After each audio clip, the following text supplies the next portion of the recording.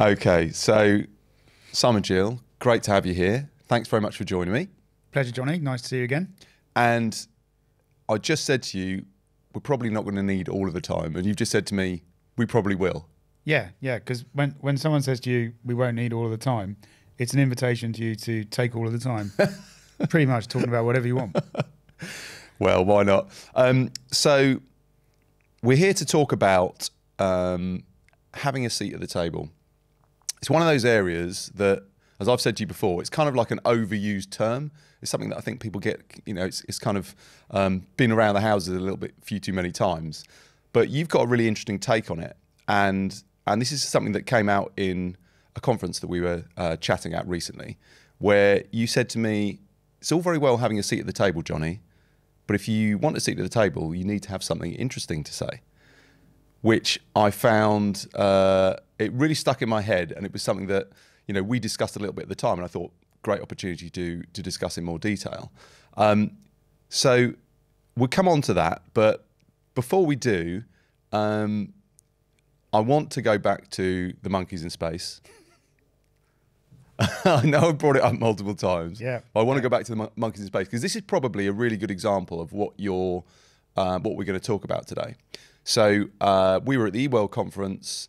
Guy asked a question to you, innocently sitting there in the audience, and you started your answer with something along the lines of, in 1947, we put a monkey in space. 1948, sorry. Yeah. So with that answer, yeah, you certainly got my attention. And I know there was a point behind it, but that communication style really intrigued me in the sense that it really got me listening. Firstly, what's the story behind it? But also, how has that come into your way of communicating? Right, do you want to hear about the monkeys first? I want to hear about the monkeys, right, yeah. Okay, so this, of course it was purposeful. It stemmed from a conference I was talking at, and I was there to talk about tech. And of course, the sort of, it's almost become over popular, this sort of narrative of bashing the big boys and talking about best of breed. And I wanted to have a slightly different slant on it, and I wanted to talk about the difference between what's possible and what's practical when it comes to tech. And somehow or other, my strange brain decided that talking about monkeys would be a good idea. And so, anyway, the story about the monkeys, let's get that out of the way, right? Yeah. So 1948, I've actually got some notes here which will probably help me with this. So 1948, the Americans sent a monkey up into space. His name was Albert.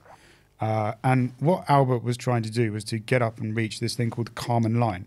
The Kármán line? Yeah, which is technically where space starts. So effectively end of the stratosphere and beginning of space or something along those lines? Something along those lines. I'm probably wrong with that as well. Well, I'm not actually like a space fan or anything like that. So so I don't actually know how I fell into this. But anyway, so Albert goes up, he doesn't make it, he gets about 70 miles or something like that. And then his parachute doesn't work or something and he dies on impact. Next year, they send up another monkey, Albert 2. He doesn't make it either. Then they send another one, Albert 3. He gets up, I think he gets into space, but then his parachute fails. I feel really Albert quite 4, sorry for these monkeys. Well, exactly, and Albert 4 and Albert 5, and it goes on and on and on. And then in 1958, if you think about the concept of marginal gains, continuous improvement, NASA have got all this data on these space flights. All this data on these flights that haven't been successful, and unfortunately the monkeys have died. And so taking all of that continuous improvement into practice, they came up with one fundamental shift. You know what it was? They changed the name of the monkey. So that's 1958, Gordo, he didn't make it. And then in 1959, a monkey called Miss Baker goes up into space with I think one called Abel. And they make it in space. They land successfully, and she goes on to live for 27 years. So she was the first primate to survive space travel. Anyway, don't ask me why that's applicable to procurement technology, but that's where it came from. But why did I use it? Because I can stand there and say, everyone's unhappy with, insert large platform here. But everyone's doing that already. So how are you going to be memorable? Because when you walk out that room, people are getting fed lots of information, lots of narrative, but how are you going to be memorable? And the fact that you remembered that actually is a massive compliment to me. I'm really happy you said that, because you want people to go, that's a bit different. That's interesting. Maybe I'll talk to him or something like that. Exactly. In a world of so much information, how do you make a message stand out? But also, for me, it was like, how do you make a message have impact? So it caught my attention immediately, and I listened intently to what you were saying after that. And I think one of the things you pointed out was that if we look at the fact that we were, that NASA were launching monkeys into space in 1948 through to successfully in 1958, when a woman finally got the job done. One of your points was that actually, we should expect high rates of development in terms of the way that technology operates. And actually, in some ways, you could be slightly underwhelmed by where we are now. And that kind of fed into the whole kind of debate around it, really. Yeah. And when I first said it, what I wanted to come out with was just a different way of doing that sort of platform bashing, which was effectively going to be, we sent a monkey into space in 1948, and here we are, 70 odd years later or 80 years later, and people still can't get their spend analysis right. And so that was kind of the point. But in doing that, I then almost pivoted that message slightly that a lot of people, again, I'm no sort of space geek or anything like that, but in researching the stories, a lot of people say that, there's more technology or more processing power in my phone than there was in the space shuttle that then sent men to the moon about 10 years later. And that's true. There was. But it's not because the tech didn't exist. It's because they needed something practical that would be reliable, that they knew they could get to the moon and back with. And so it's this message that we can talk about the bleeding edge all we like, but actually for a lot of people, they're just trying to plot a course. And that means being inspired by what's possible, but doing what's practical and not getting sort of waylaid. And that, I guess that's where the monkey story developed too, which is probably a far more mature narrative than, let's go and bash a platform. Yeah. More mature. And it's more kind of inspires more thought and conversation in terms of the ways people's brains interpret it. Yeah. And I think if you walk into a room, as you, I, and anybody who's listening or anybody out there does, you got to think about how you make an impact. And if you're asking for a decision, or if you're promoting yourself or promoting something else, how do you make an impact that people take it away and remember it? So I think that's the kind of key theme I want to discuss with you, just to expand on that. But before we get into that, I'll be interested in your take on the type of talent that exists in procurement at the moment, the type of talent that needs to be coming into procurement, and just what skills are required and how that's changing. Because I do feel like that feeds into it in terms of what are the kind of base skill set we're working with, where does that need to go, and how does that tie into this part of the conversation? Oh, wow. That's an interesting question. Well, I think you got to start by saying there is more talent coming into procurement than there's ever been. It's now... Do you mean more people in general, or higher quality talent, or both? I mean both. Right. So, as an entry level, or it's an entry level career path now, recognised. There's several universities and further education establishments who are teaching about procurement and supply chain, and we're certainly seeing a higher quality of enthusiastic people coming through the system who want to forge a career in procurement. And of course, like any other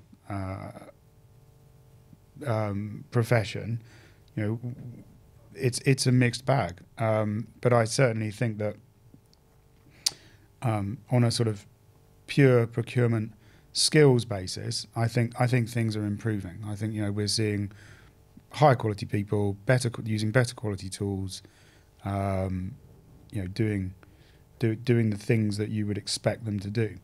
But if you look around the fringes, and we can talk. This is great because now we can talk about Novak Djokovic, which is something I really want to do today. So look around the fringes of what a procurement person should be able to do. Yeah. And that's where you find the stars. So that's the people who can seamlessly get their head around tech. It's the people who can influence. It's the people who are curious. It's the people who can tell stories. It's the people who can inspire trust and inspire action. And those are the sorts of skills that, regardless of what you do, whether it's procurement or finance or something else, those are the things that are going to make you stand out and be the best at what you can be. So can I tell the Novak Djokovic story now? Yeah, go for it. So Novak Djokovic, again, I'm no sort of tennis buff, but this suited the narrative on a presentation I was giving once on marginal gains, and I'll find the exact stats because it's important.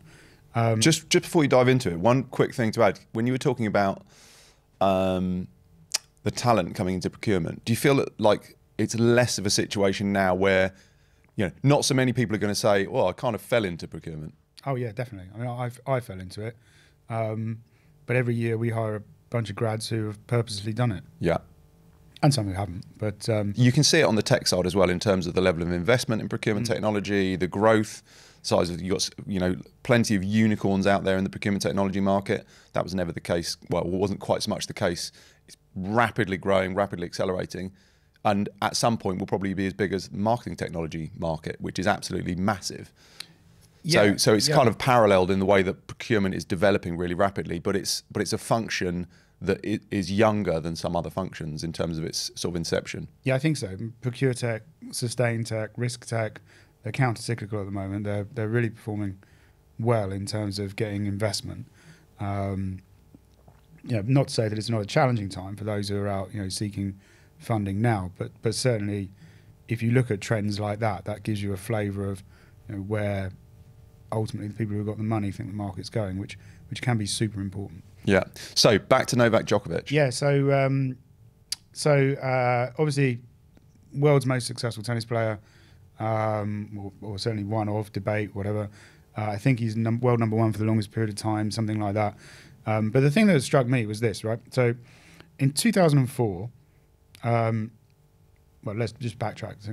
The data here comes from a study that was done, which is basically what they did was they measured the percentage of correct decisions on a tennis court. So essentially, when you play a shot, is it going in? Is it a winner? Whatever. Versus, is it a bad shot? And in 2004, Novak Djokovic was something like, I haven't got the exact stats in front of me. It's something like number 641 in the world, or something like that. And he was making about, I think it was about 47% of those decisions right. And he earned $35,000 on the singles tour. Fast forward 3 years, and he's improved that percentage by about 3 percentage points. And he's up to number 4 in the world. Wow. And he earns $3.4 million. And you fast forward 4 years, 2011, he's number 1 in the world. He's got another 2 or 3 percentage points. So it's about 5 percentage point swing upwards. And he's earning $10.9 million. 2015, he goes on to win $15 million. Blah, blah, blah, et cetera, et cetera. But there's a lovely quote, which I haven't got in front of me, so I can't recite it. But he says something like, in terms of playing ability, there's nothing between the top 100. And I think you can apply that to procurement, right, or any profession. In terms of core skills, there's nothing between your standard professionals. What made him stand out was the little things, the marginal gains, like looking at the grip on his shoes for the surfaces, looking at his recovery, never drinking cold water during a tournament, taking his own pillow with him, et cetera, et cetera, et cetera. There's loads and loads of stuff that he did around the edges. And I think you can liken that to your ability to tell stories, your ability to inspire trust, right, your ability to influence. Because if you don't, you'll be in that sort of technical box of very good technician, excellent technician, keep them being a technician. And which is fine, right? You can have a brilliant career doing that, and some people definitely want to do that. I'm certainly not trying to drive a downer on that. But that seat at the table point where, in the boardroom, people are looking for, inspiration, influence, business thinking, critical thinking, decision support, et cetera, et cetera. Those are perhaps some of the things around the edges, which, if you want that seat at the table and to be relevant. It feels like, the way you're positioning that, they're ultimately differentiators. Yeah, I think so. And I'm not. By the way, I'm not sitting here as some sort of guru who pretends to be brilliant at them. It's just things that I've observed personally. Actually, someone said to me not so long ago, And we talk about this quite often within the marketing team at Proxima, which is one of the things that I do. When everyone else is zigging, you got to zag. Yeah. And I think it's that thing about, if everyone else is really strong at the technical procurement stuff, what are you going to do to stand out? Yeah. What are you going to be the best at? And I think it's really important as well, because we're all human beings, we're all different, we all have things that we're good at or not so good at, and you need to bring those things out that you're good at, that you enjoy doing alongside. That's the beauty of everybody being different, isn't it? It's adding different input, different thought processes, different experiences. Yeah.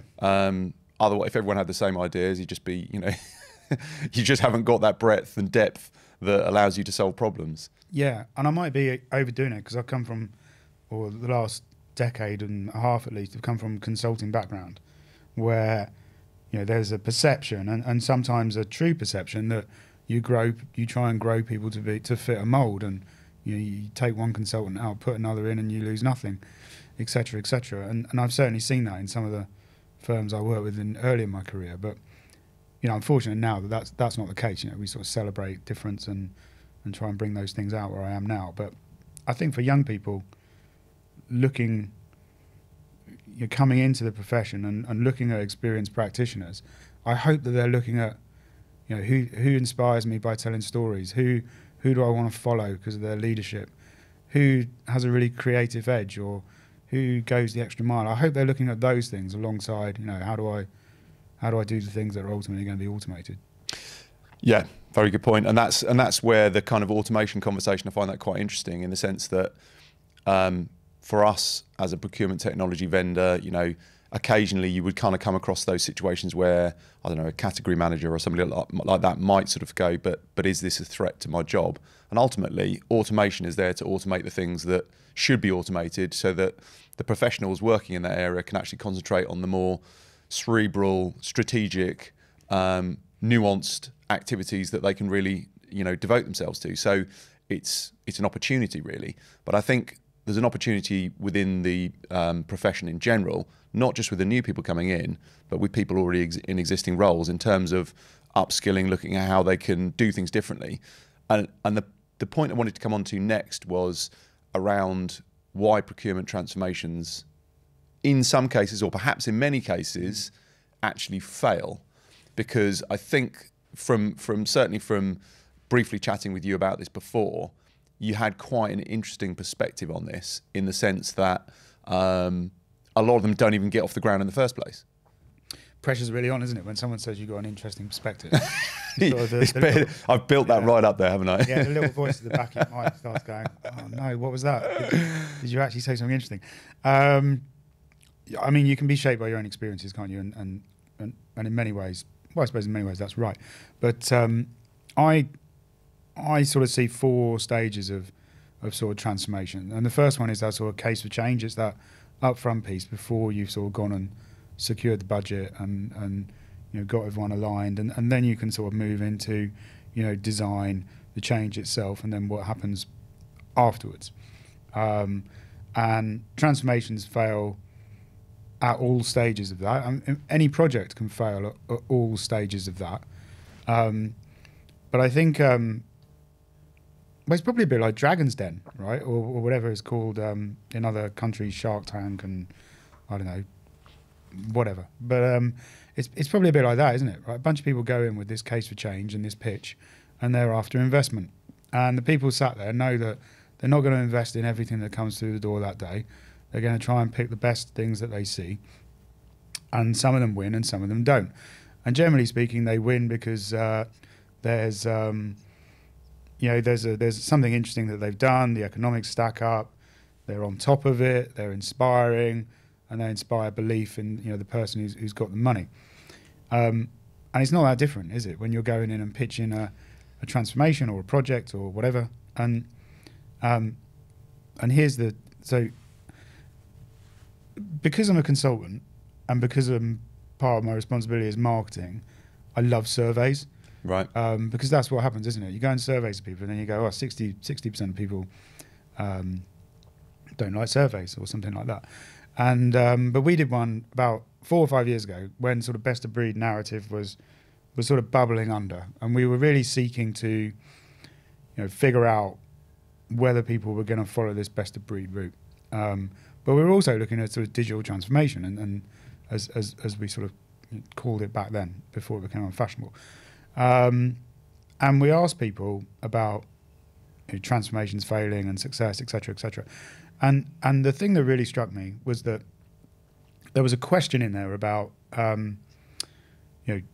whether or not your transformation would be perceived as a success before you, and we uncovered that about 30-40% of the 2,000 or so people who answered thought that the transformations that they would go on would be deemed a failure, but that was before they'd even started them.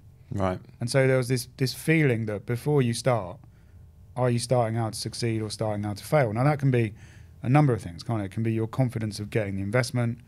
It can be the perception that you're painting and will it live up to it, et cetera, et cetera. And then the follow-up question was that a similar percentage, or something like 40-50%, were concerned that they were not going to be able to go and get the blessing and the funding from the exec.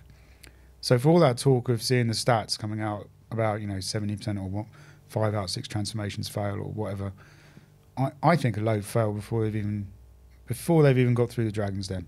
Well, it's like a funnel, isn't it? That's probably the highest percentage failure point at that stage, as the funnel kind of narrows down to those that get past step 1 and step 2 and step 3.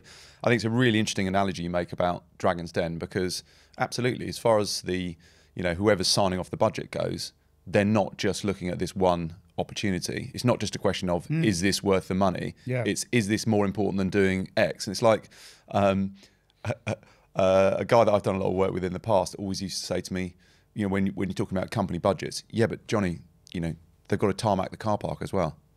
It's just... Do you know, that's really, really interesting, because when I was on one of my sort of Procure Tech adventures, 2-time failed Procure Tech adventurer, on the first one, I sort of cottoned on to the idea that two things really make people act or make people release funding. It's fear or opportunity. Yeah. But fear is the much more successful of the two. A lot of the transformation cases that you will take into, in procurement at least, compare it to finance. So finance transformation in the old days, a BPO, would essentially be, right, we're paying X and we're going to pay Y, and it's going to save us 25%, whatever. And the guy across the table knows that he's going to go through a bit of pain, but actually he thinks, right, well, even if we get 50% of that, we're paying X and we're going to get Y plus whatever. That's not a bad case. Let's go for it. And then a procurement transformation walks through and says, well, we're doing it this way, and if we do it this way, we could save X, and the ROI is going to be this. And it's a hypothetical ROI. It's not paying this, getting that. It's always a more complex measurement. I mean, it's yeah. People are working towards it, but it's much more complex than just saying we're currently paying X and it's then going to cost Y. Yeah, and you're saying that to someone across the table who's probably, let's say they've got a procurement function today, maybe doesn't necessarily bank the savings on the bottom line, doesn't necessarily believe the ROI. There's all these doubts swirling around in their mind, which it might be a brilliant story, it might absolutely be true, but there's those doubts swirling around in their mind. Whereas if you walk in and say, if we do not buy this piece of tech, we are going to fall foul of regulation X, or there is this risk, or blah, blah, blah. Generally speaking, that inspires people to act more, which is a sad state of affairs, right? But I think fear can be a great motivator. Yeah, I think it's the other thing that you brought up was about people almost kind of expecting failure before they'd even begun, before they'd even tried it. And I think it's partly about people not having visibility of, or understanding of, or experience of the flight path. Yeah. And I think this is where people can be very successful on a consulting and on an interim background, where they've carried out a successful transformation and they can take that blueprint somewhere else and take that methodology with them, or even that attitude and understanding where the wins are. And that applies to sport and things like that as well. It's like some of the stuff in sport now, like one of my friends was a really good BMX ramp rider when he was a kid, like really, really high level. But the stuff that the professionals are doing now is so much more advanced than what people did back in the day, because kids can just jump on YouTube and go, oh yeah, that double backflip, that's doable, and I'm watching someone do it, and I can do that. Whereas before these things have actually been achieved, people just look at it and go, there's absolutely no way that's going to work. You know, I'm definitely going to Yeah. smash my head and break my neck, whatever. Yeah. So I think the more that conversations can be shared, and the more that procurement as an industry can collaborate and have open discussions, it's only going to help. It's only going to help people who are maybe at the beginning of a journey, where they're listening to people who've been through the journey multiple times or advised other people on the journey. They can gain that confidence from understanding. They need to understand the objective before they actually get started, really. Yeah, I think that's absolutely right, actually. I think painting a picture or telling a story, I know I just spoke about fear, but I think I believe that you need sort of what I call blend magic and logic in a story to sort of, you know, inspire people. And some of that inspiration might be through opportunity, some of it might be through fear. But I do think if you're asking someone to go in and essentially give you their backing or give you money or resources, whatever, I do think you really, really got to go and give it your best shot. And I see a lot of, this is probably me actually. You know, I can recall times where you think, right, I've got to go and do this pitch, or I've got to go and do this presentation, and you get your slides out and you sit there and you write everything down and you send it off and you think, oh, thank God for that. Right, when's the thing? Right, next Tuesday. Okay, and you go next Tuesday and you go in and you talk through it and you start getting asked questions and you disintegrate under the questions, and it's clear you haven't rehearsed it, and you know, it all sort of falls apart. And it doesn't fall apart because it's not a good case. It falls apart because you haven't prepared it properly. You've seen, you know, the writing of the presentation as the end, whereas it's not. It's somewhere in the middle. And I think you know, people can be a lot more, or I think it's easier to be a lot more effective if you sort of see that element of it, you know, the Shark Tank or the Dragon's Den pitch or the presentation as just one of the tools in you know, going and presenting your case and getting that investment back. Yeah, I think in the same way that, you know, you can kind of smell fear in someone or smell the nervousness in someone if they're putting forward a presentation. If somebody's actually thinking about the outcome and actually thinking about a successful outcome, I think that comes across because just the thought process is different. If you're pitching something that you're already thinking about a successful outcome, clearly you've thought about planning, you've thought about budgets, you've thought about execution, you've thought about why it's important, what it's going to deliver, and what the world is going to look like when that's done. I think that's critical in any kind of pitch. And, you know, procurement are well versed in dealing with pitches. Quite often they're on the other end of it. So, you know, procurement professionals in general have strong negotiation skills. They're good at that relationship building rapport. But I think in terms of addressing this type of transformation, there are tangibles and intangibles within it. When you're talking about ROI, for example, that's definitely more towards the slightly more intangible scale of things as it stands. But both have to be addressed. And it can't just rely on kind of just factual information, but also it has to have a bit of that aspiration around it, really, doesn't it? Yeah, I think it does. And I was just thinking as you were talking that, because I mean, if you look at what you do and what your platform does, and a lot of other tools and tech and et cetera, you're essentially doing probably lots of things, but what springs to mind now is two things. You may be asking someone to do something slightly differently to the way that they do it today, and you may be asking them to use a tool which is different to the tool that they use today. And if you plot that into a 4-box model, you're going to end up with, well, bottom left-hand corner will be, well, I already do this and I already use this tool, so they're already sort of transferred, if you like, or transformed, or whatever. That sounds terrible, doesn't it? But then you've got, well, I do this activity, but I've got to adopt a new tool. So then you're into a case of, well, how do I persuade those people? What's the faster, better, what's in it for you argument there? Or perhaps the other element is, well, I'm using this tool, but I don't do this activity today, like turning on SRM or something in a platform, blah, blah. So what's the benefit of the activity? Why is this important to the business, et cetera, et cetera? And then up in the top right, you'll have, well, I don't do this today and I don't use this tool today.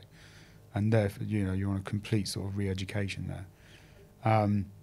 And a lot of, you know, change programs are simply, well, you know, we're doing it like this, we're going to do it like this, it's great for the business, et cetera, et cetera.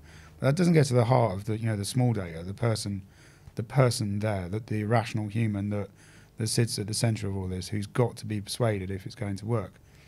And I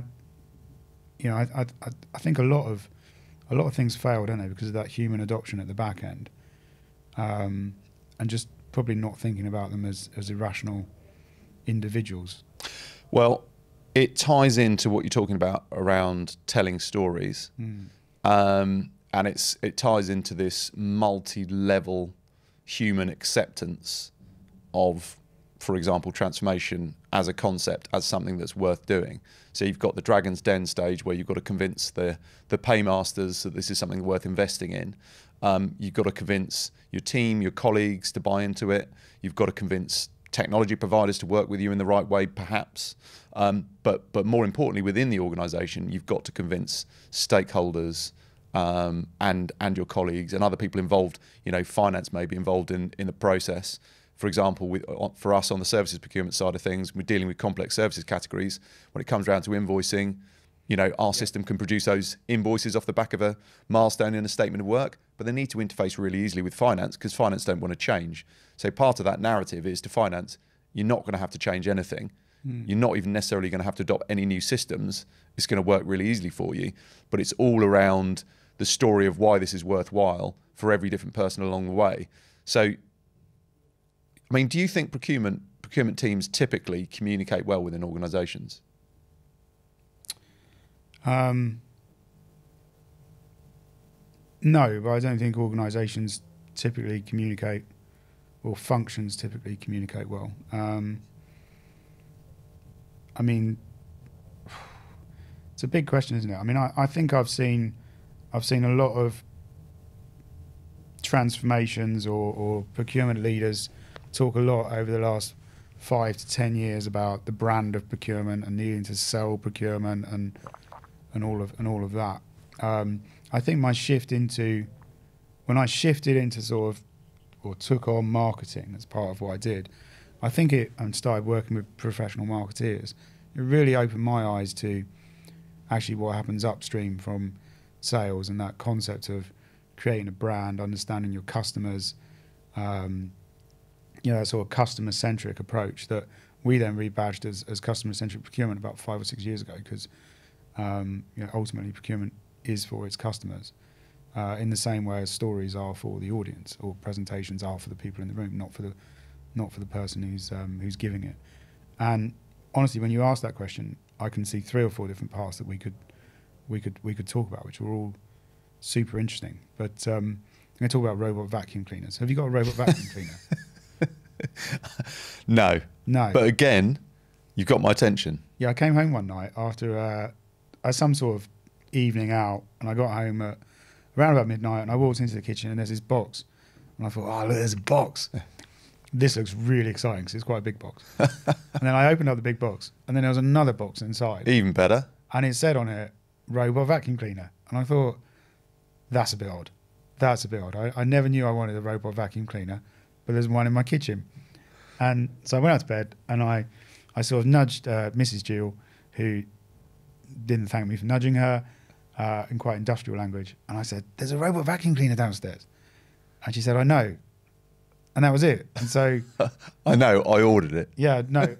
Anyway, bizarrely, it was a gift from some friends for something we did for them. Oh, right. I mean, that's a heck of a gift, right? But anyway, so robot vacuum cleaners. The robot vacuum cleaner, or the big one in the US, the Roomba. And they did a focus group, essentially of customers saying, well, how would you like to improve the Roomba? And they said, well, you know, we'd like it to be more powerful, a bit faster, a bit quieter. Something like that. And so the engineers go away and they figure out, well, how can we put more power in? Longer battery life, I think that was it, you know, a bit faster, et cetera, et cetera.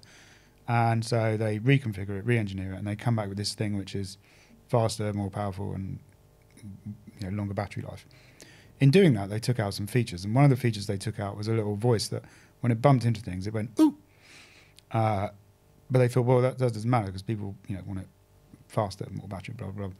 And they redid the focus groups and actually satisfaction went down. Why? Because people quite liked it. Yeah. Because the irrational side of them, the logical side would have gone, well, it's only a robot vacuum cleaner. It doesn't matter. Look at it now. It's better. I get a better clean. It's faster, quieter, longer battery life, blah, blah, blah. But actually they're sat there going, well, I quite like that. And actually I named it. We've named ours, by the way. It's called Barry. And, that emotional side of it, you can't get away from the fact that human beings are irrational creatures. And actually, a study that we cottoned onto by the Lindstrom Foundation, which is sort of a brand marketing foundation, bit divisive, but essentially they said that 85% of human decisions are based on emotion rather than logic. We live in a world where procurement tries to sort of force the logic. And so it's tempting to go in with logical arguments every time, but people are looking for that emotional element in their sort of stories, their decision making, etc., etc. I suppose, especially, sorry to interrupt you there, but especially if your world is 90% logic based information coming your way, then maybe that emotional side of for people in that situation is understimulated, and it therefore has a higher percentage value. Yeah, and I did a presentation on this about 5 or 6 years ago, and called it faster horses because there's that quote of Henry Ford. If I asked people what they wanted, they'd say faster horses. If you went into procurement's got all these customers, and we always talk about procurement, the procurement service touching everyone in the business. So everyone in the business is your customer. Forget about end customers for a second. Yeah. End customers. If you went and asked all those people what they wanted from procurement, which is an important thing to do, you're probably going to get back a faster horses scenario where they'll go, well, I'd like it to be a bit easier, a bit faster, but kind of the same. So you're then being defined by their view of what procurement should be. But I think you can shoot for a bit more. I think you can try and figure out if you're going to design a world-leading function, if you're going to make a transformation that inspires and goes beyond what people thought was possible, you've got to get further. You've got to understand, well, what's their objectives? What do they worry about? What can procurement do that they don't think it can do today? Because I do think that sometimes we're only if you ask the question, what do you want from procurement, you're always going to be defined by what that person thinks that procurement can do.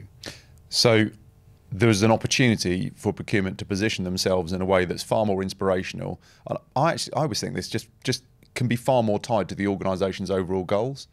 Yeah. Just in terms of that alignment, it's not just about what a procurement going to do for me as a stakeholder. It's about why are procurement important within this organisation? How do they contribute to this overall journey that we're all on?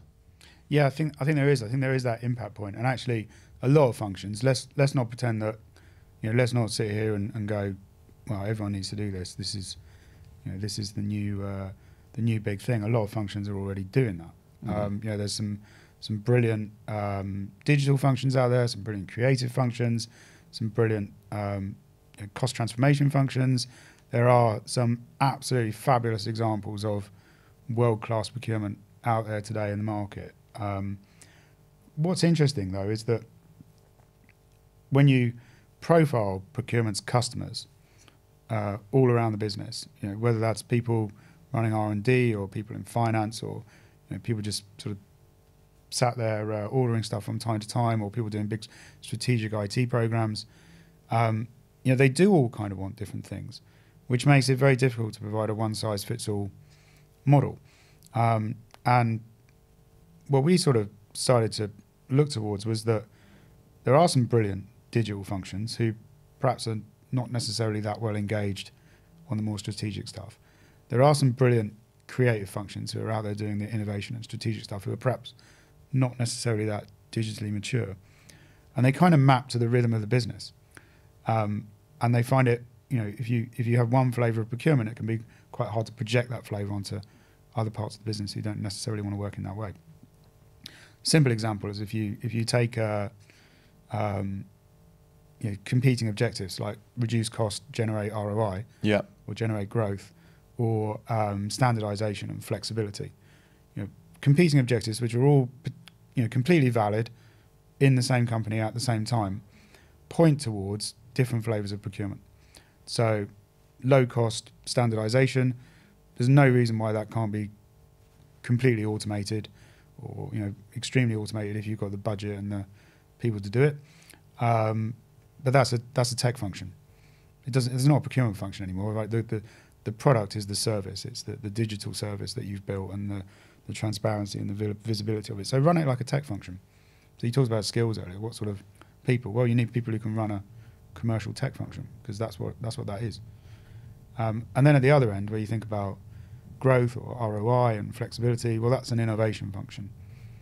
And so what sort of skills do you need there? Well, you need people who are curious, can engage well, can project procurement in there, have got those mindsets that suit that.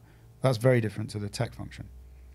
And so in a large function, where you've got the ability to grow these separate strands of procurement, if you're going to truly integrate into the business and become a business enabler and all of that, you're probably building different flavors, I think. Or I guess different kind of capabilities within the broader function. Flavors is more emotive. But I think you're right. And, from a supplier perspective, that's an important consideration as well.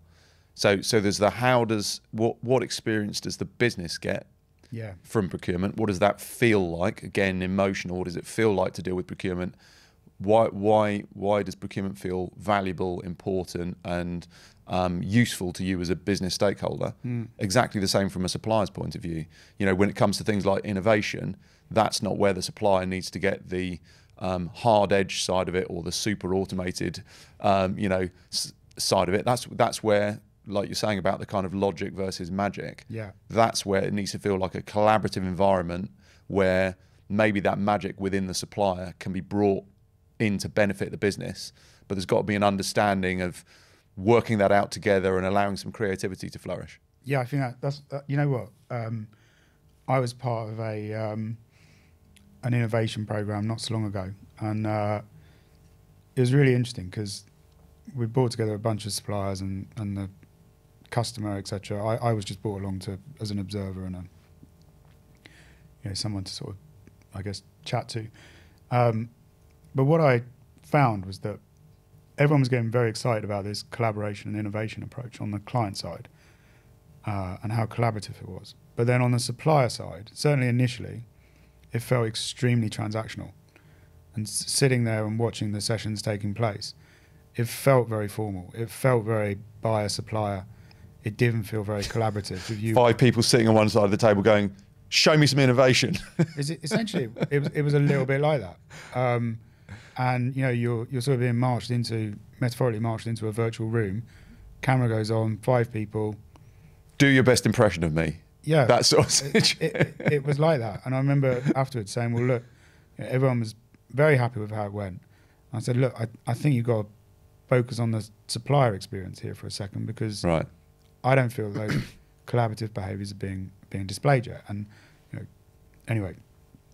Again, probably nothing to do with me, but it went on to be a great success, and I think they've done a fantastic job. But as a supplier, ourselves, the supplier experience is really, really important and you'll know as well when you're looking at your clients.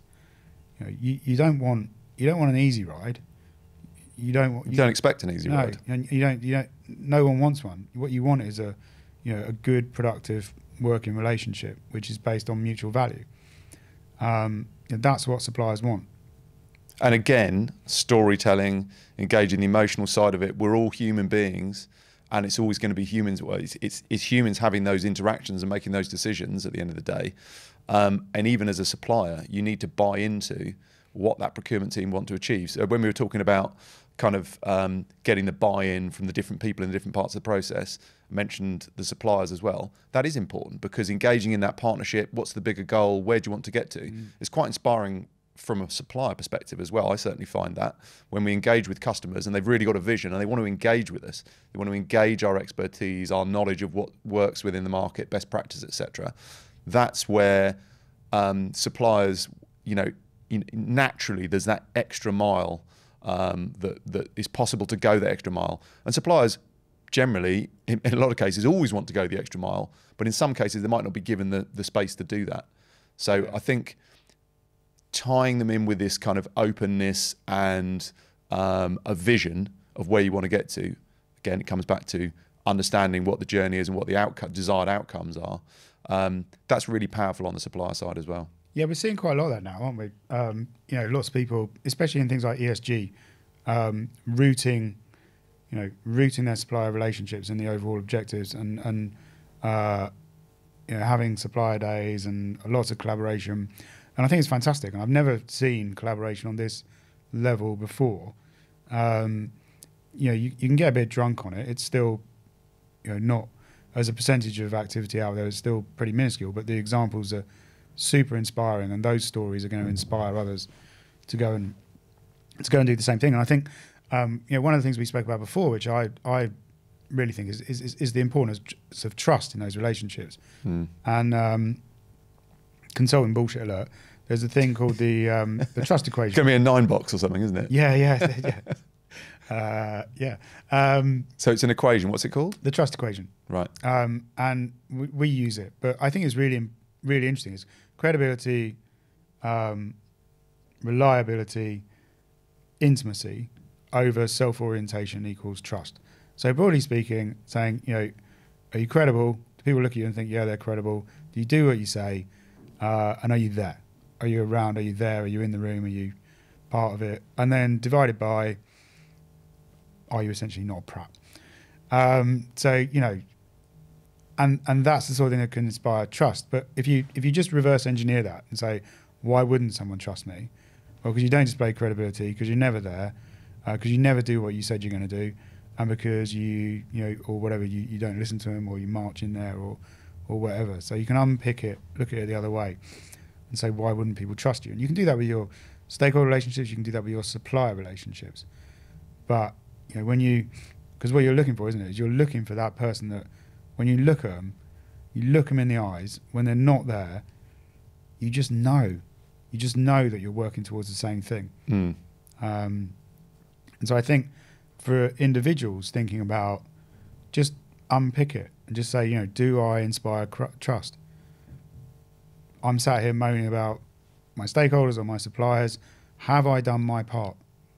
Am I inspiring them, or am I ambiguous or whatever? Putting ambiguity in there or whatever. Yeah. Again, it's unlocking the relationship with people, and it's unlocking the conversation, and it's unlocking the motivation.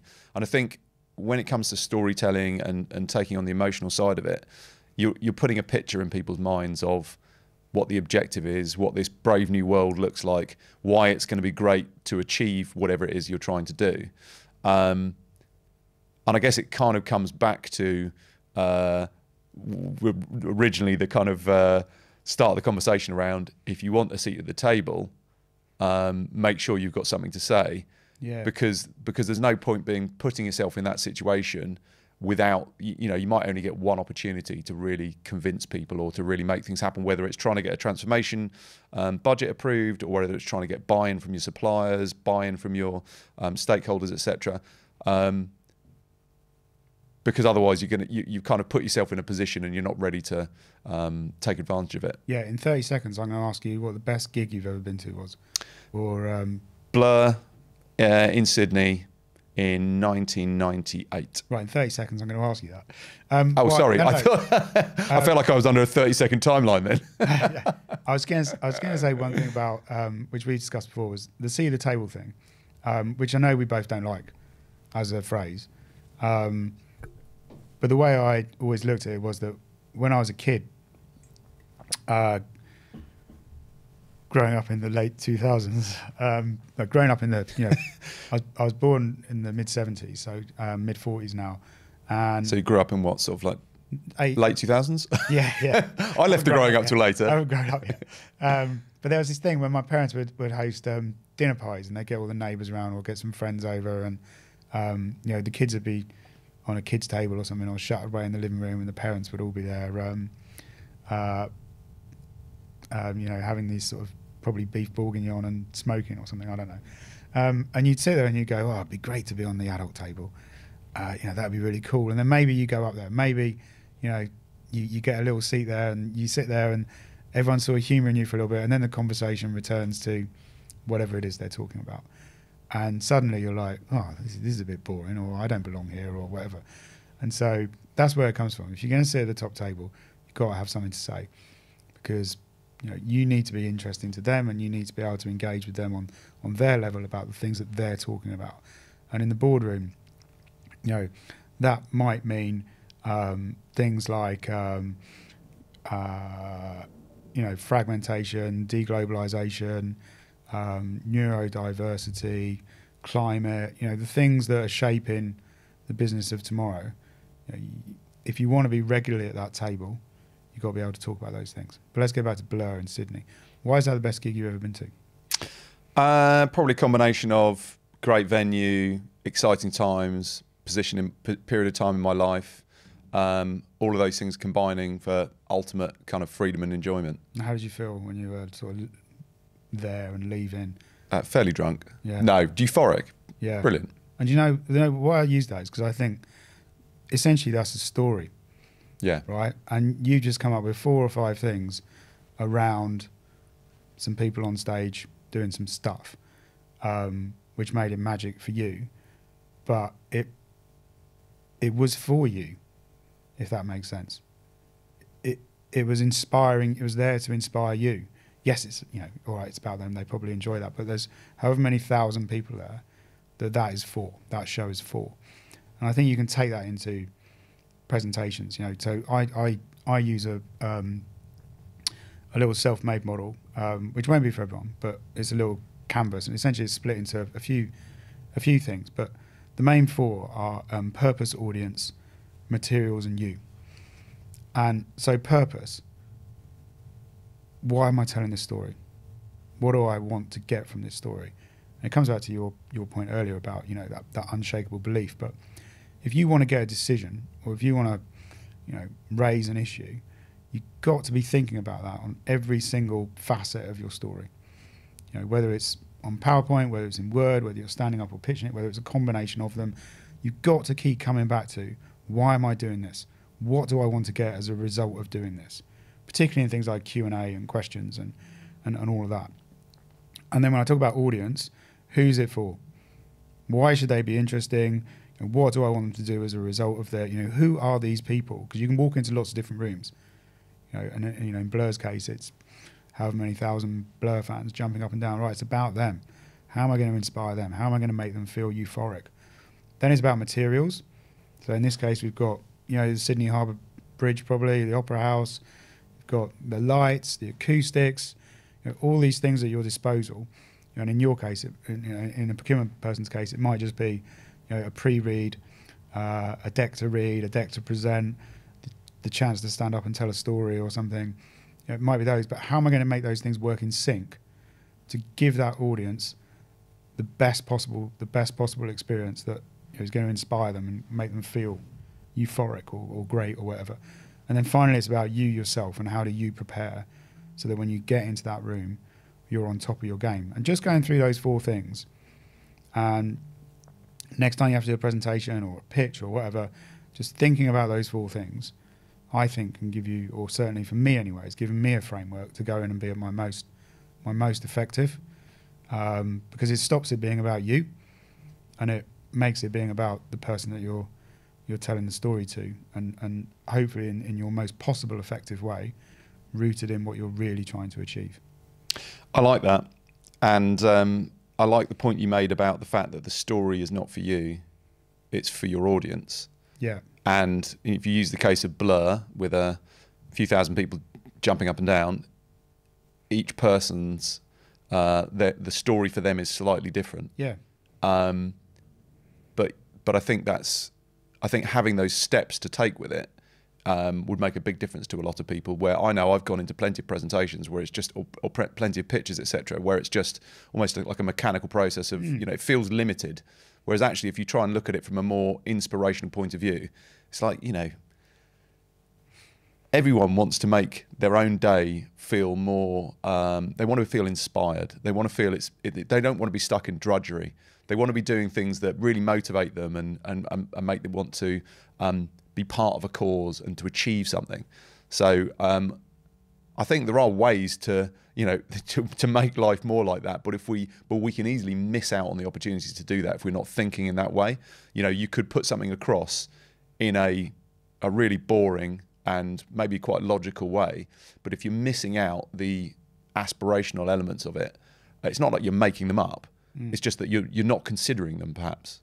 Yeah, and I think, when I sort of glossed over it, but I think one of the most important things about all of this is thinking about your audience and then thinking about the questions that they're going to ask and the questions that you can ask. And I'll take it back to that Dragon's Den scenario where someone's done a pitch, they probably rehearsed it, and then they fall apart under the questioning and all sort of confidence in them. Your finances don't add up. Exactly, I'm out. Exactly that, right? Or you haven't thought about this, you haven't thought about that. Yeah. Or you're not on top of your numbers. You haven't thought it through. Yeah. So just sit there and look at, if it's a slide deck, whatever, if it's a spoken thing, whatever, every single facet of it. What are the questions that I'm going to be asked? What are the questions I'm going to be asked, and what's my response to them? And say it. Read your presentation. Say it in front of a mirror or whatever, or speak it into your phone, because there's no substitution for having said it once before to just make you feel at ease and at comfort when you go through it. But all these little things, I mean, I found that I had some coaching on this a few years back. And actually, I had coaching by a fellow who was in Austin Powers. Really? Yeah. Oh my goodness, what's his name? I cannot remember. What characters did he play? Oh, I don't know. I can't remember films. But no, he's a great friend of Mike Myers, does a lot of show called Whose Line Is It Anyway? Oh, right. Neil okay. Malarkey in the Comedy Store Players. Right. And it was, at the time I was pitching tech, and he said, right, take me through your pitch. So I did my pitch, and it took about 25 minutes. And he said, oh, it's great that. He said, I took away this, this, and this. And I thought, oh, that's brilliant. That's what I wanted him to take away. He said, right, you've got a whiteboard, and you've got half an hour. You're going to re-pitch it to me in half an hour's time, and you're going to take 10 minutes. Off you go. I thought, oh, that's difficult. So I wrote all the things, and what do I want him to focus on? What are my win themes, kill shots, most important takeaways, etc. And then I re-pitched it to him, and it took me about 13 minutes. So I didn't hit the 10. And he said, you know what? He said, you told me all the same things in a much more direct and effective way, and you took half the time. And now we've got half the time again for questions and discussion and all of that sort of stuff. And there's no substitute for sort of going through that process and thinking about the conversation as independent to the presentation, if you like. When you say the conversation, do you mean the Q&A? Yeah, or when you stand in the room, or when you come on, if I'm talking to you and you come on screen, or we meet in the room, you've thought about me as an individual. How am I going to do this interaction, rather than saying, right, should we look at the tech? Well, the conversation's so much more important. And for us, we do demos all the time, and it's so hard to get it right. When, say, for example, you've got an hour call to run through a demo, understand someone's, try and understand their problems in more detail, lay out the proposition, and you can just try and fit too much in. Where actually what you need to do is you need to understand the basic principle of where this person's coming from, give them a basic understanding of where you're coming from, and lay out the key points, and then have a conversation, because it's a conversation that's actually important. So I think that's a really interesting point, in the sense of thinking about Q&A and thinking about that as the more involved part of the process, because people need to get the gist, but you can go into the greater detail when people ask you to, because otherwise, if you try and go into all of the detail, you're just basically just spieling out some information that may be relevant, maybe not relevant. And I've made this mistake plenty of times where you get to at the end of the call and it's like 5 minutes left for questions, and that's actually the really interesting bit, where you've tried to give somebody all of the information, whereas actually give them the top line and let them delve into it more deeply. And I think that becomes easier to do the more secure you are about what you're talking about, in the sense that if you really understand the value of that top line benefit that you're bringing to an organization or to whatever it is you're proposing, you can just put that out there and go, well, let's talk about that. And then people can drive you in the directions you need to go, and you know you've got the detail. And that's certainly the way that we do things now. And it ties into a comment that somebody made at one of the ProcureTech Founders Circle events that Lance Younger runs. And it was this whole idea of the Disney effect of, if you go to Disney, what's the thing you remember? It's not the 20 hours spent waiting in queues. It's the 4 minutes of being on amazingly interesting, exciting rides. So, yeah, I think that's quite a powerful point. Because it's always something that's just totally secondary, isn't it? And you've got to understand your audience, you've got to understand what's expected of you, but actually that's where you can really engage with people in a different way. Yeah, and I think that's probably, so for someone like myself, so I'm an introvert, I find it quite difficult to go into situations like that. I've done it quite a lot, but I never find it easy. That's one thing that's definitely true, and I think I had some coaching once. There was a time I remember I was in a pitch in Amsterdam with two of our board members at the time, and I remember coming back and thinking I made absolutely no impact, none at all, and I was really annoyed. And so I chatted this through with the person who was my coach at the time. And everything came down to preparation, really. And it was twofold, really. Preparation to be effective, but also preparation to sort of reduce anxiety before going into the room. But it wasn't just preparing me, it was preparing them, the people I was with. Right. And so we sort of broke it all down, and we figured out, well, what's the first thing that makes you anxious? Well, where am I going? What's it going to look like if I'm presenting? What's the room going to be like? How long do I need to get there? All these things. Who am I going to meet? Oh, I wonder what they'll look like. What's their sort of personality type? And you can actually find all that stuff out, or mostly. I've looked at YouTube videos of people speaking or presenting, or figure out who they are, just to try and get a flavour of when I walk in the room, I'm not going to be surprised or put off or something like that, or I'll know how to cope if I am. And then it was things like anchoring techniques. I have a pair of cufflinks that I used to use back in the days when people wore cufflinks. And there's a little cartoon picture of me and my wife. And that would be my anchor. If I felt like something was going away, I'd just acknowledge it's there, maybe look at it, maybe just touch it. And it's like, right, back in. Remember why you're here. Remember your purpose. Remember your audience. Remember what you're trying to get out of this. Pull yourself back. Don't let it run away. But then really, fundamentally, in this case, which I thought was really interesting, was you can be as prepared as you like, but if you're part of a team and the team's not drilled, you don't know what the other people are going to do. You can see that in football and stuff like that, can't you? Where there's a superstar player who people say is miles ahead of everyone else. Well, it's because no one knows what he's going to do. And I remember in this particular instance, we went back to that company a few weeks later, and I prepped like crazy, prepped the people I was with like crazy, and I knew exactly what I owned in that room and what I was going to do and what I was going to talk about, and I was right on top of the questions, and it was probably one of the best performances I've ever done in terms of in a pitch. And it all comes down to, are you putting in the effort, like Novak Djokovic or whatever, or whomever it is? Are you doing your 10,000 hours or whatever it is? Are you putting in the effort to get out a successful outcome? Are you putting yourself in the best shape? Because everyone knows the story, everyone knows the presentation, but what are you going to do in there? I think that's fascinating. I love that story, and I also think it's interesting the fact that you're a self-professed introvert, but you put yourself in these uncomfortable positions, and you're going outside your comfort zone, and you're having coaching, etc., to improve your ability. You're addressing the things that you find difficult, which I find I really appreciate that, and I find it really fascinating. But it also crosses over with some of the kind of sports psychology stuff around visualization and stuff like that. Yeah. Bit of a tangent, but years ago I was on a leadership training course, and it was with Backley Black. So Roger Black, Steve Backley. Super inspirational. Super inspirational guys, both ex-Olympians, also really funny. If I'm trying to remember what the joke Steve Backley always comes out with, it was in Portsmouth at the time, and he's like, "Oh, you're just a stone's throw from the sea here." Well, everywhere's a stone's throw from the sea to me. But one of the things I found really interesting was they started talking about, Steve Backley talked about when he snapped his Achilles 12 weeks before the Olympics. And basically he was like, there's literally no way. I've done all this training, all this effort. I'm number one in the world at the moment. I can't go to the Olympics. I've snapped my Achilles. And basically that was it. He'd forget it. And basically the Team GB sports psychologist said, let me sit down with you. Let's have a chat about this. Don't give up on it yet.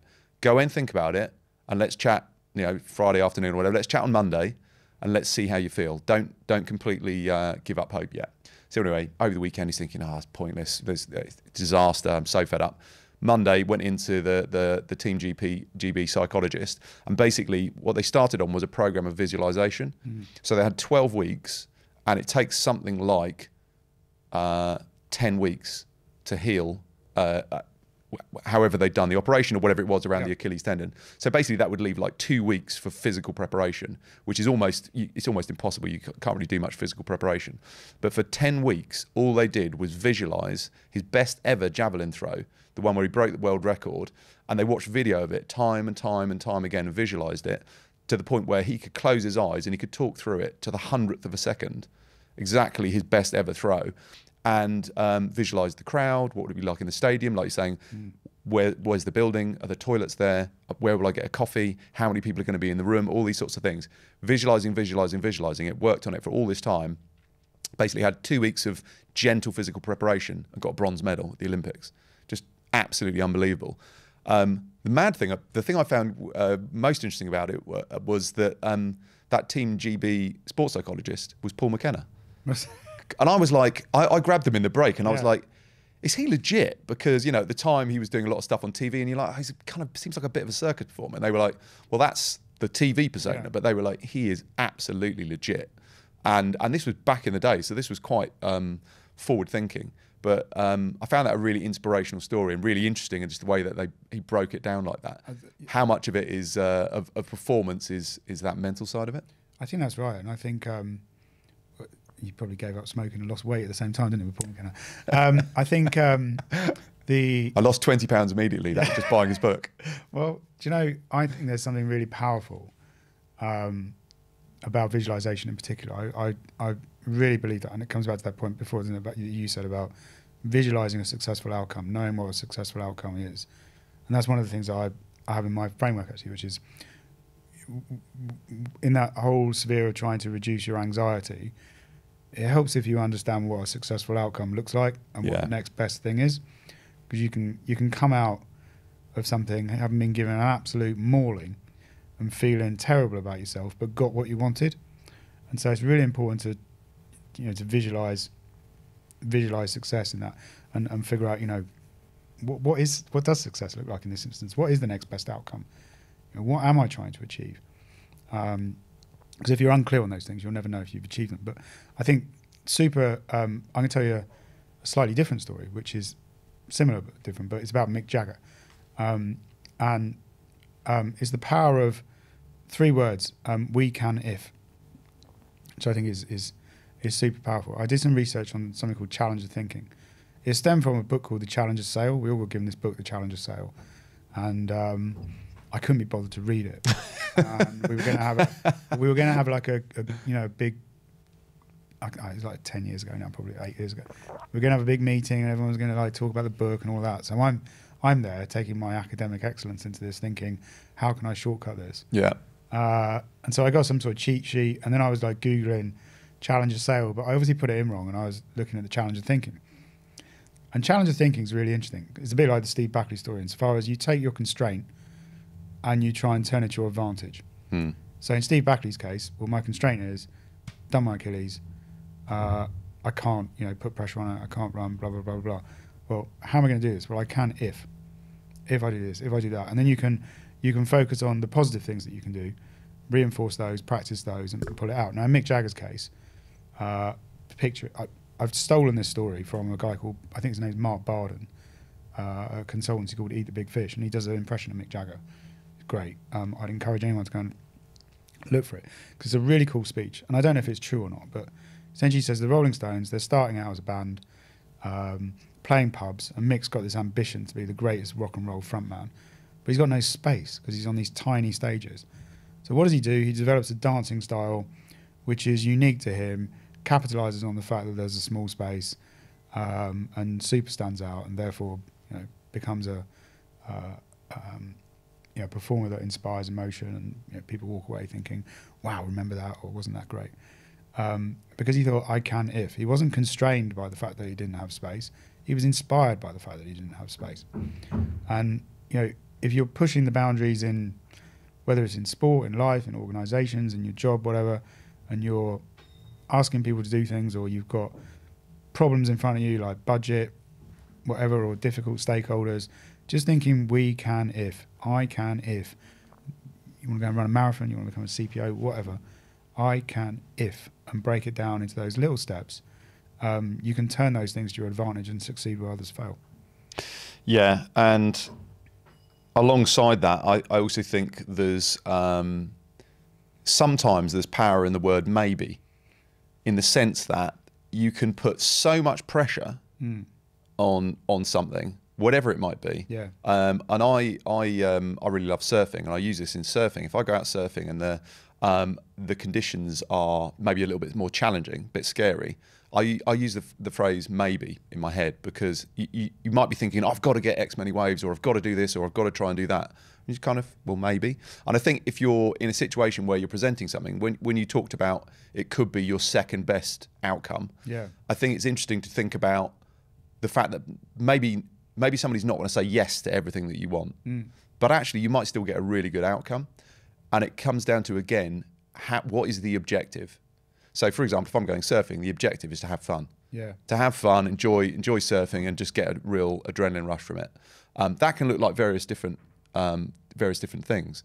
So, in the same way that if somebody's looking at their objectives within an organisation, what they're pitching, a transformation, or whatever part of it may be, just understanding, looking at that overall objective and thinking, well, there are many different ways to skin a cat, as the old saying goes. There are many different ways that I can get to this end point.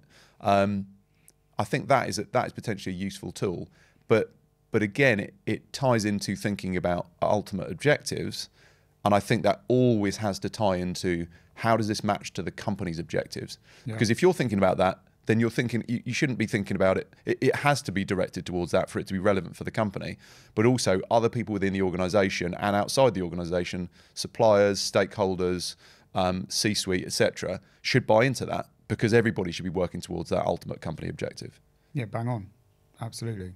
I think not everybody always has that laser focus on how what they do relates to the company objective, but you'd like to think at the sort of levels where you're going and pitching, they absolutely do. And I think that importance of, that it's a twofold thing, really, isn't it? It's the objectives of the company and the objectives of the individual.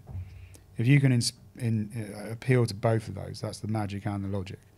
And I think, and do it in a way which is memorable, and et cetera, then you're on to, that's when you win. Definitely.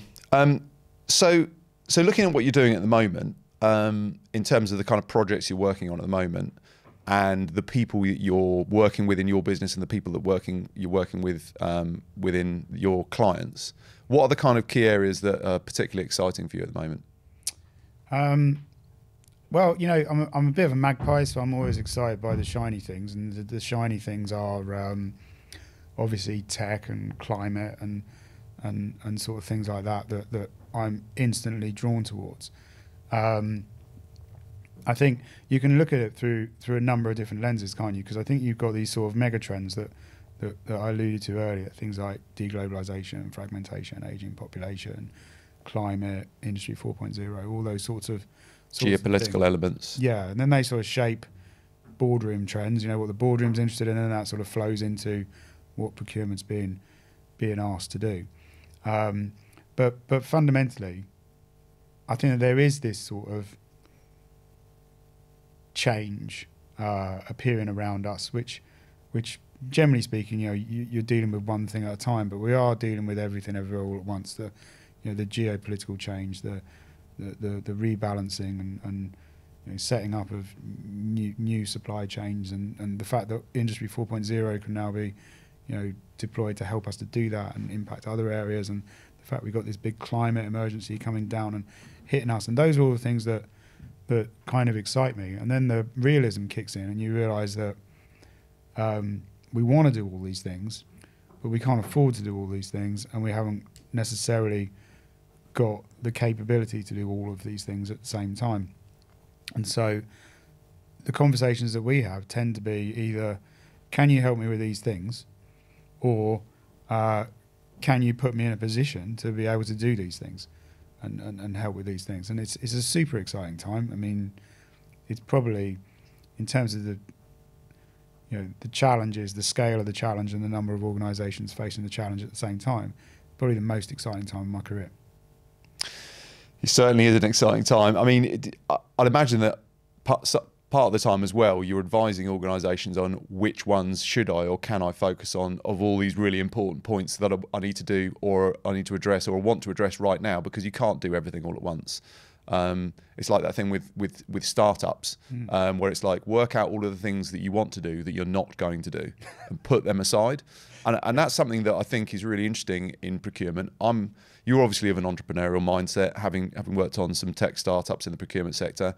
I'm definitely of that mindset as well, but I'm seeing that so much more in procurement leaders now, where there is change possible. And as I say, it's still a relatively young function where there's lots of room to grow and to change. It's that entrepreneurial mindset is something that feels coming into the industry for new people, but also there's some brilliant innovators in the industry and change makers and people that just get stuff done that are already taking that mindset into what they're doing within procurement, which I think is really exciting and nice to see. Yeah, now's the time. I mean, I think when businesses are under pressure, this is definitely something we've seen, particularly under cost and risk pressure, that's the time to take your case in. When actually, probably in terms of cost at least, it's got the lowest probable chance of success. That's the time to take it in, because actually, you're going to get focused attention, and if you've prepared and you've got the right story and you've got the right case, yours might be the one that does it, because it addresses that risk challenge, that cost challenge, that innovation challenge, whatever it is.